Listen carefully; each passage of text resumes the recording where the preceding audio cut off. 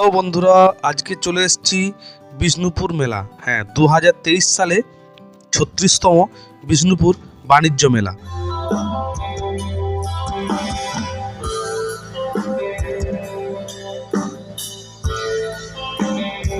মেলার সূচনা পূর্বে সঙ্গীত পরিবেশন করেন বিষ্ণুপুর ঘরানার শিল্পীরা।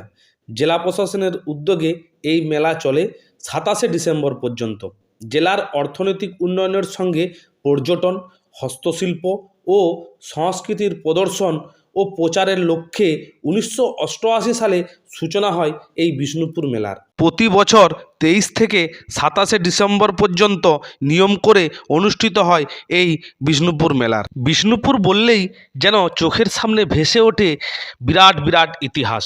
টেরাকোটার কারুকার্য খচিত প্রাচীন স্থাপত্য, রাসমঞ্চ, রাধামাধব মন্দির, জোড়া বাংলো, অপূর্ব পোড়ামাটির ঘোড়া, ভেসে ওঠে বাংলার এক গৌরবময় যুগের চিত্র। ক্লাসিক্যাল সঙ্গীতের সঙ্গে গৌড়ীয় নৃত্যর মেলবন্ধন। দেশের বিভিন্ন প্রান্ত থেকে বিখ্যাত সব শিল্পীরা প্রতি বছর এই বিষ্ণুপুর মেলায় অনুষ্ঠান করতে আসেন। তাদের মধ্যে থাকেন সঙ্গীত শিল্পী, বাচিক শিল্পী, অভিনেতা এবং বিভিন্ন সব কলাকুশলীরা। তার সাথে বিষ্ণুপুরে রয়েছে এক ঐতিহ্যশালী সাংস্কৃতিক পরিমণ্ডল। রয়েছে বিষ্ণুপুর ঘরানার সঙ্গীত, যার ধারক ছিলেন যদুভট্ট থেকে মান্না দে। হেন বিষ্ণুপুর হলো পশ্চিমবঙ্গ তথা বাংলার এক গর্বের স্থান। 32 বছর ধরে চলা এই মেলা দেখতে বহু দূর দূর থেকে বহু মানুষ এসে জড়ো হন এখানে। সকাল 9টা থেকে রাত 12টা অবধি মেলা প্রাঙ্গণ খোলা থাকে। প্রচুর দোকান ছড়িয়ে ছিটিয়ে বসে চারিপাশে। বিষ্ণুপুরের বিখ্যাত পোড়ামাটির জিনিস থেকে শুরু করে নিত্য প্রয়োজনীয় সামগ্রীর বিভিন্ন দোকান থাকে এখানে। তার সাথে সাথে প্রচুর খাবারের স্টল সেখানে, যেমন ফুচকা, পাপড়ি চাট, বিভিন্ন মিষ্টির দোকান, মোগলাই এবং আরও থাকে বিভিন্ন রকমের মিষ্ট এবং নোনতা খাবারের সম্ভার। এই বিষ্ণুপুর মেলা বিষ্ণুপুরের ঐতিহ্য।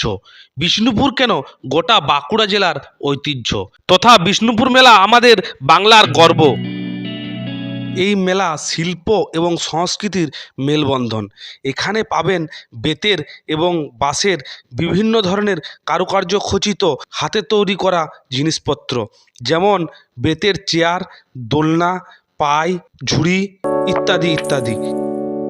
বিভিন্ন রকমের হাতের কাজের বিভিন্ন গহনা রয়েছে, মেয়েদের মনোহারি এবং সাজাগোজার জিনিস, বাচ্চাদের খেলনা এবং বিভিন্ন শিল্পীর শিল্পকলার কারুকার্য খচিত গলার হার, হাতের আংটি, বালা, চুড়ি, মালা থেকে সমস্ত জিনিস, ব্যাগপত্র এবং বিভিন্ন রকমের চাদর, শাল, শাড়ি এবং বালুচরি হচ্ছে বিষ্ণুপুরের এক বিখ্যাত শাড়ি এবং কারুকার্য খচিত বিভিন্ন ধরনের আরও শাড়ি, শাল এবং বিভিন্ন শিল্পকলার নিদর্শন এই মেলায় এলে দেখতে পাওয়া যায়।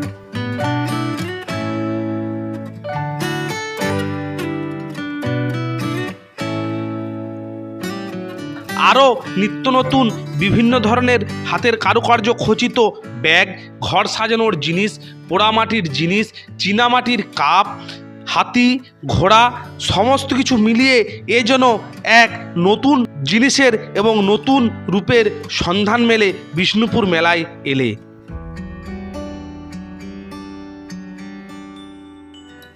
এগুলো সব পাটের তৈরি বিভিন্ন ধরনের ঘর সাজানো জিনিস। এই দেখুন, এখানে বিভিন্ন রকমের শিল্পীদের নকশা করা। এই যে স্কুলটা দেখছেন, এই স্কুল মাঠের চত্বরেই বিষ্ণুপুর মেলা অনুষ্ঠিত হয়।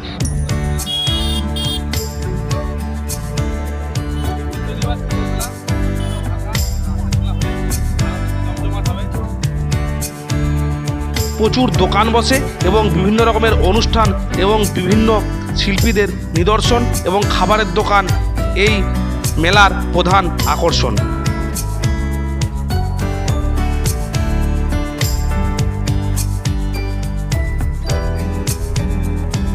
মণিহারি দোকানের সম্ভার বললেই চলে। মেয়েদের বিভিন্ন রকমের জিনিসপত্র নিয়ে বসে আছে এই সব দোকান। এই দেখুন একটা আচারের দোকান। এখানে বিভিন্ন ধরনের আচার থেকে আরম্ভ করে সমস্ত মুখরোচক জিনিস পাওয়া যাচ্ছে। দাম কত সেটা জিজ্ঞেস করা হয়নি অবশ্য।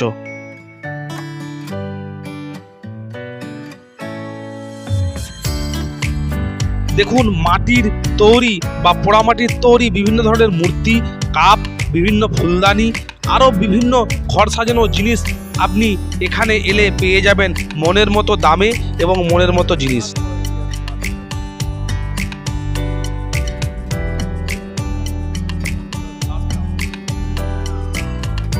স্কুলের পশ্চিম প্রান্তে সবলা বলে একটা স্টল করা হয়েছে। এখানেও একটা স্টেজ আছে। এই সবলা কথার অর্থ বা এই সবলা কী জিনিস যারা জানেন না তাদের জন্য বলে রাখি, সবলা হলো একটি প্রকল্প। এই প্রকল্পের মাধ্যমে দক্ষতা বৃদ্ধি করা হয়। বিশেষ করে কিশোরী মেয়েদের জন্য অঙ্গনারী কেন্দ্রে এই প্রকল্প চালু করা হয়। এই প্রকল্প চালু করার উদ্দেশ্য একটাই, সমস্ত কিশোরীরা এই প্রকল্পের মাধ্যমে পুষ্টিকর খাদ্য, জীবনের দক্ষতা, বৃত্তিমূলক দক্ষতা, পাশাপাশি স্বাস্থ্য, পরিষ্কার পরিচ্ছন্নতা সম্পর্কে জ্ঞান অর্জন করতে পারবে। এই প্রকল্পের নামই হচ্ছে সবলা প্রকল্প। এই সবলা প্রকল্পেরই বাঁশের তৈরি জিনিস এগুলো। শীতের দিনে মোরব্বা আর তিলের পেটালি আর বাদামের পেটালি কার না খেতে ভালো লাগে বলুন? আর তার সঙ্গে যদি থাকে গজা, খাজা আর এই গাঠিয়া, তাহলে তো পুরো জমে যাবে মেলা। এই দেখুন এখানে মিষ্টি গাঠিয়া তৈরি করা হচ্ছে। এগুলো সব পিতলের তৈরি জিনিসপত্র এই মাসিমা তৈরি করে বিক্রি করতে এনেছেন মেলাতে। বাচ্চাদের খেলনার সম্ভার থরে থরে সব সাজানো আছে। এই পৃথিবীর যে প্রান্তেই থাকুন সবাই সুস্থ থাকবেন, ভালো থাকবেন এবং সাবধানে থাকবেন। যারা ফেসবুক পেজ থেকে আমার এই ভিডিওটা দেখছেন তারা পেজটাকে একটু ফলো করে রাখবেন। যারা ইউটিউব চ্যানেল থেকে আমার ভিডিওটা দেখছেন তারা চ্যানেলটাকে একটু সাবস্ক্রাইব করে রাখবেন, নোটিফিকেশানটাকে অন করে রাখবেন, যাতে আমি ভিডিও লোড করার সাথে সাথে আপনাদের কাছে নোটিফিকেশান পৌঁছে যায়। সবাই ভালো থাকবেন।